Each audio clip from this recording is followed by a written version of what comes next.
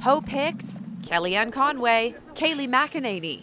What's next for the women who became household names during the Trump presidency? Madeline Westerhout has a unique perspective. She was President Trump's personal assistant for 2 years before being fired after making some inappropriate remarks about his daughter Tiffany to reporters. It truly was devastating for me. That was my dream job, and my firing became international news. And so that was really, really tough. Kellyanne Conway, who resigned from her role as senior counselor to the president in November, still supports Trump, as she made clear to comedian Bill Maher over the weekend. So how do you look back now, 4 years later? I mean, anything go wrong? But remember, a lot went right. She has reportedly signed a multi-million-dollar deal to write a tell-all about her time in the White House. It doesn't surprise me that she has a book deal. It seems like a lot of people that leave the Trump White House end up writing books. Press Secretary Kayleigh McEnany is known for the dramatic way she ends White House briefings. I think it's time that the New York Times and also the Washington Post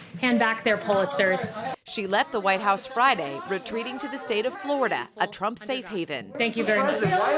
Hope Hicks, who is like a daughter to Trump, bailed out of the White House last Tuesday. She's had a tough go in the public eye, and so I think she might just take a job in the private sector and kind of to stay away from the limelight. Madeline now hosts a podcast, which she calls You're Fired. She says she's living proof there's life after the Trump White House. Do you feel working for the Trump presidency is seen as a negative or a positive? This country has become very polarized, and so I think there's a lot of people that might start blacklisting anyone that has ever worked for Trump, but I am very proud that I served this president.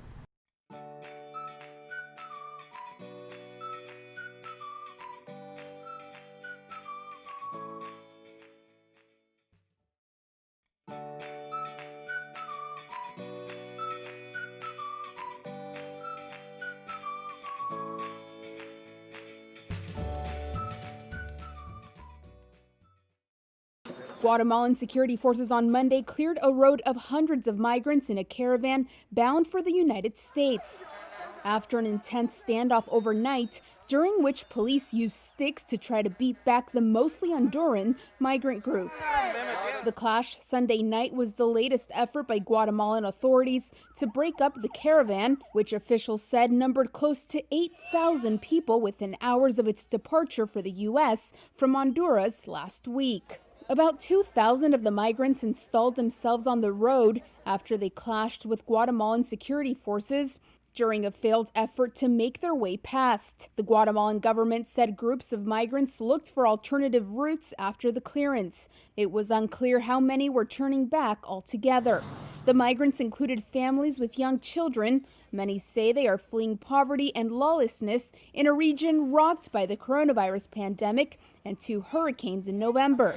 The first migrant caravan of the year comes just days before the inauguration of U.S. President-elect Joe Biden, who promised to adopt a more humane approach to migration than outgoing President Donald Trump, who favored a hardline approach.